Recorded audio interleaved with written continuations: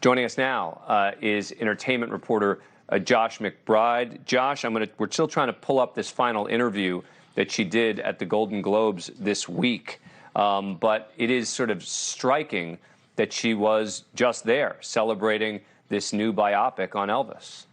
Yeah, Dan, this moved rather quickly. I feel like we had just heard the news that she was discovered in her house by her housekeeper. We also know that Danny Keough, her ex-husband, who she had been living with, did discover her shortly after the housekeeper did and performed CPR on her until medics did come. She was then taken to a nearby hospital.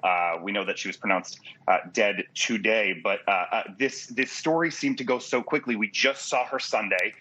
We're still gathering all the information really that is out there right now, but kind of a shock that this moved so quickly that was so unexpected. And this biopic is really one that has gotten a lot of attention as of late and sort of put her right back in the national spotlight again this week. Yeah, absolutely. And I did see an interview earlier today where she talks about how Austin did really embody her father so well, even down to like the meticulous laugh that Elvis did have. So this story is moving quickly. We're still kind of even collecting the interviews and looking at the interviews from Sunday. Again, this is breaking news, brand new information. She's had a tough life. I realized that she's had a handful of, she's been married a few times. We know in 2020 that her son died by suicide. She's been having to overcome challenges for a long time. Twitter, if you're going on there, they are saying that some are saying that she looked a bit frail during the Golden Globes and that at one point she was with her manager on the carpet earlier in the night, at one point had to lean on him and asked him if she could lean on him.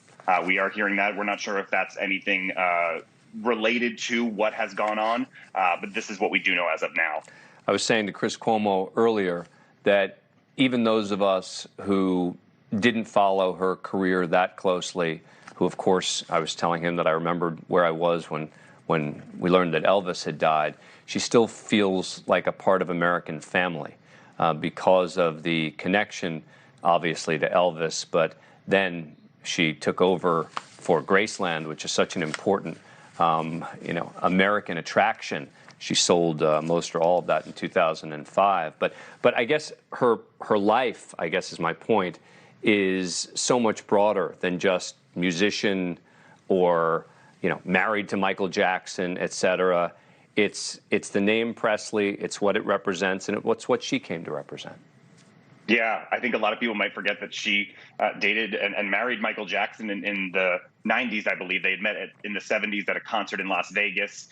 She was only 9 when her father died, and then a lot of people might not remember also that her work with charity foundations. She worked with the Oprah Winfrey Angel Network to work with those that were affected by Hurricane Katrina. She also worked with, I believe it was the Dream Factory, benefiting children with life-threatening illnesses and disabilities. So a life beyond just being a daughter. She had 3 albums. Most people don't know that, but a life beyond just being the name Presley. Our thoughts are with the Presley family today. She has a number of children as well, 3 children, I believe, who will be mourning today. Josh McBride, thank you so much. Really appreciate it. Thanks, Dan. Coming up.